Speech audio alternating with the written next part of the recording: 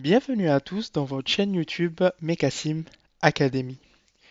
Dans une vidéo précédente que vous trouverez dans la playlist Basic Tutorial en Design Modeler, je vous ai expliqué quand vous pouvez soit faire des opérations de split body ou des opérations où on peut fractionner des arêtes ou des surfaces. Et du coup, dans cette vidéo, on va essayer d'explorer un peu plus ce concept. Et avant ça, la remarque que je donne à chaque fois, c'est que for English speakers, this tutorial is in French, but you can easily follow the steps. Donc, l'idée que je vous ai présentée dans la dernière vidéo, c'est que on peut utiliser le fractionnement des surfaces et des arêtes pour avoir plusieurs surfaces où on peut mailler d'une manière différente. Comme vous voyez ici, là, le résultat que je vous présente ici. Donc l'objectif de cette vidéo, c'est de recréer cette géométrie. Donc c'est une plaque rectangulaire c'est une plaque rectangulaire de côté 50 mm et on va essayer de la diviser en plusieurs surfaces afin qu'on puisse plus tard la mailler de plusieurs manières différentes comme vous voyez le résultat devant vous. Donc sans plus attendre, on ouvre Design Modeler. Donc ici vous retrouvez un peu l'interface Workbench. Donc là c'est l'étude que j'ai fait. Donc là, on va essayer de se refaire cette étude. Donc je glisse géométrie, clic droit et je lance Design Modeler. Alors, on se retrouve sur l'interface Design Modeler et encore une fois, pour ceux ou celles qui connaissent pas encore les différentes interfaces, je vous invite à visualiser les vidéos de présentation des interfaces Workbench et Design Modeler pour avoir une idée plus précise des différents éléments qu'on peut, enfin des différents boutons et l'utilisation de chaque interface.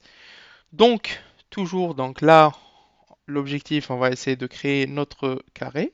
Donc on se positionne l'axe XY, on va créer notre esquisse.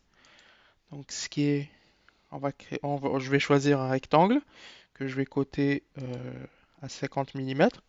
Avant ça, chose très importante, donc je change mon unité, donc en millimètres. Donc là, je peux créer mon rectangle ici même.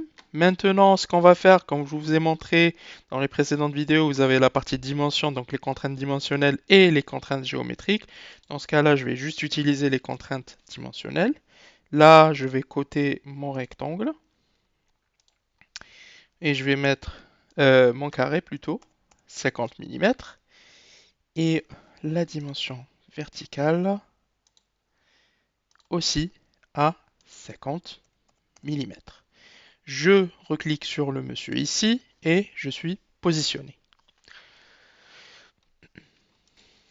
Maintenant, la prochaine étape, c'est créer notre surface à partir d'une esquisse. Donc, dans la partie concept, donc on clique sur concept, surface à partir d'une esquisse.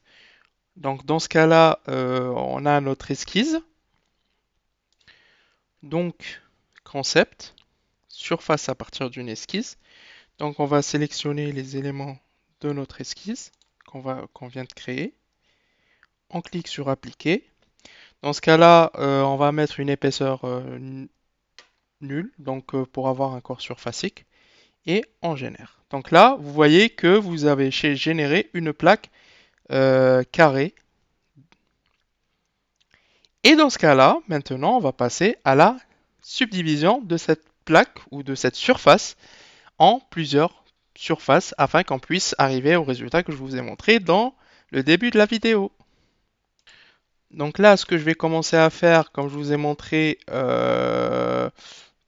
dans les vidéos précédentes, donc on va utiliser la partie toujours arête fractionnée. Donc par exemple, on va choisir les 4 arêtes ici. qu'on va fractionner avec un coefficient 1,5, donc elles vont être divisées par 2.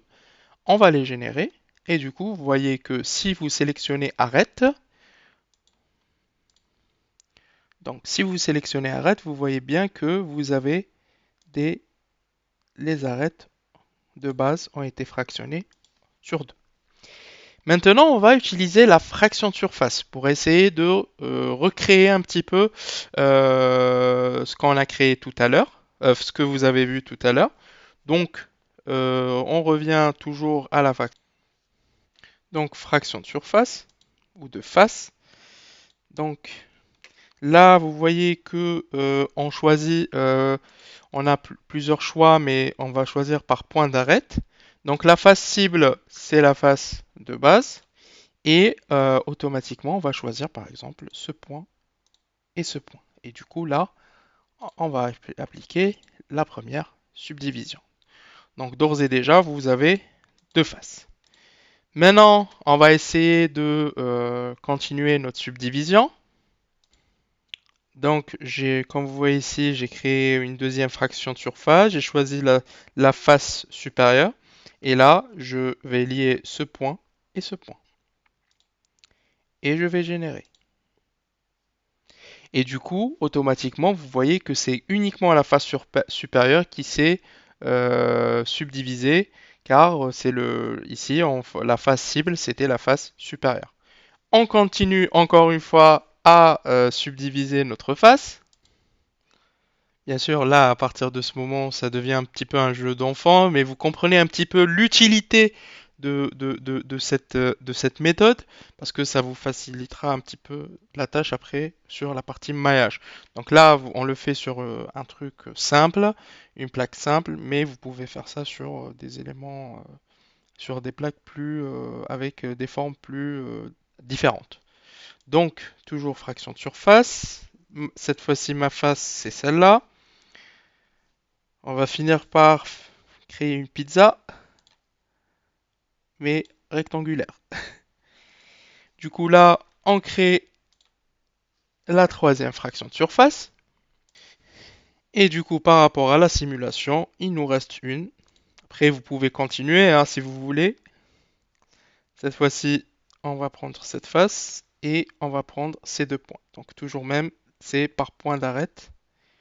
Donc, ces deux points et on génère.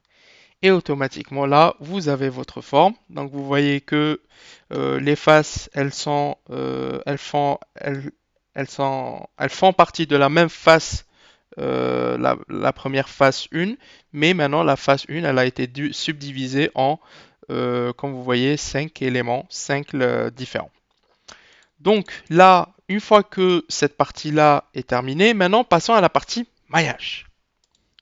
Donc une fois que vous avez terminé, vous pouvez, bien sûr, si vous voulez faire une étude, par exemple structure statique, vous pouvez juste glisser structure statique et le lier à la géométrie, mais dans notre cas, on va faire uniquement le maillage. Donc on va glisser le maillage et on va le glisser ici. Donc vous voyez le plus et il va être lié directement. Donc ce qu'on a eu ici.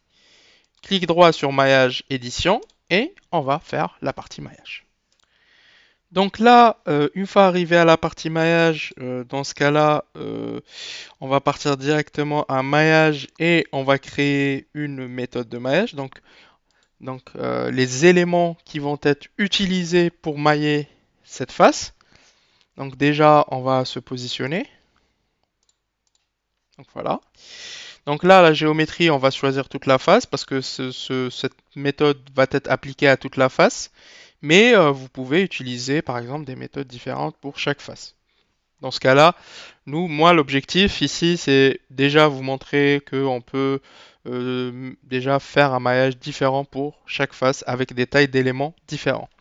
Dans ce cas-là, j'ai juste utilisé une seule et unique méthode pour le cas de la surface générale.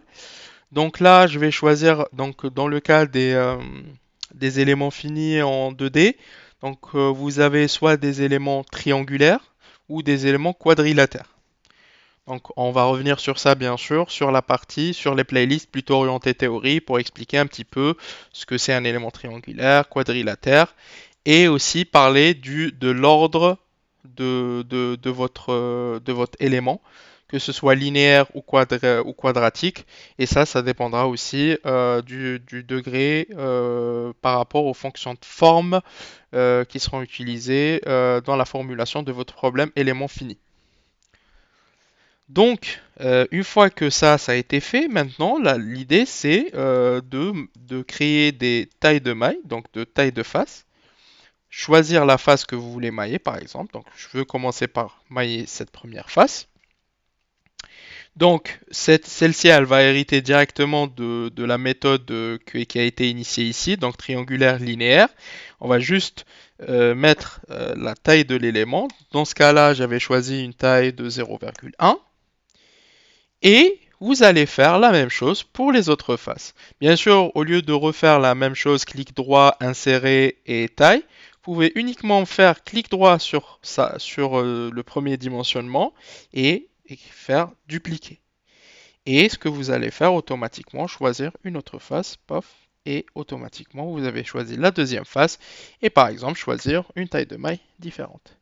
Et vous allez continuer à faire ça pour l'ensemble des surfaces que vous avez sur votre face.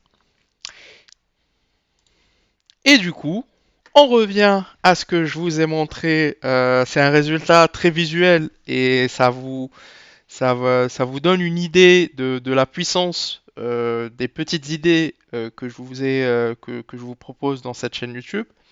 Et on voit que, par exemple, ici, j'ai maillé la première face à 0,1, la deuxième à 1 mm, la troisième à 3, la quatrième à 6, la cinquième à 9 et la sixième à 20 mm.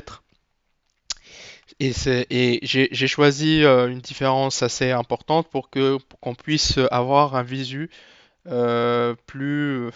aspect plus visuel.